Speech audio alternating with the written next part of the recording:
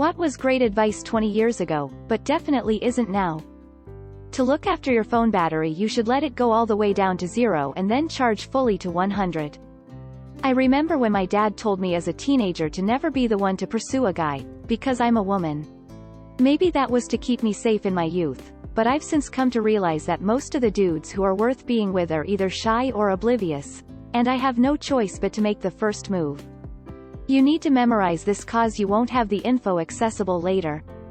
In high school, as part of one of my classes, they brought in a lady who worked HR for some recruiting firm for a few days to teach us how to do resumes and cover letters and such, and she told us even if a place has an option to apply online, always go in person and pick up an application. No one takes online applications seriously.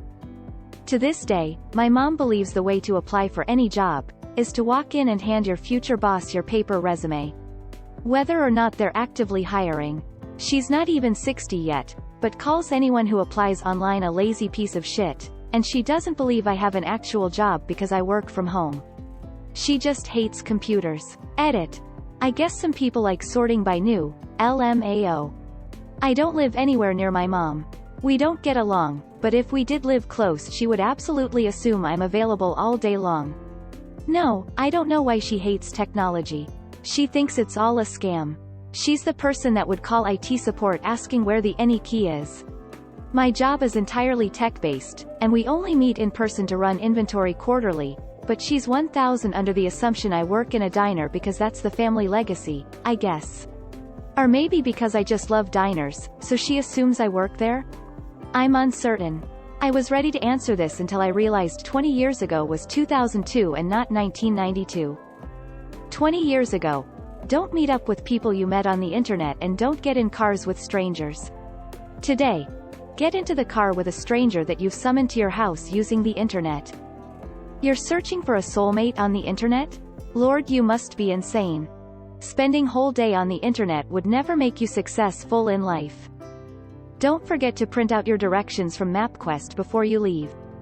Stay away from the guy walking down the street having a full conversation with nobody. Now it's just AirPods. Buy that house. Sure, it seems weird that you qualified for such a high home loan, but I'm sure they wouldn't offer it to you if you couldn't afford it.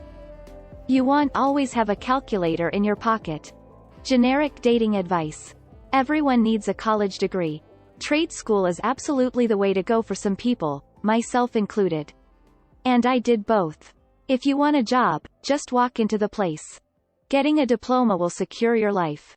When you dial collect on the pay phone, just say where you are, what time you need a ride, then hang up as not to get charged. That a good education would guarantee high-paying jobs.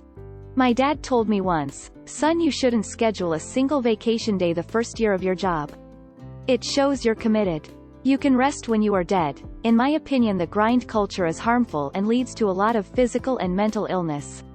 Stress-induced illnesses have never been as bad as it is right now. Burnouts have never been as high as they are now.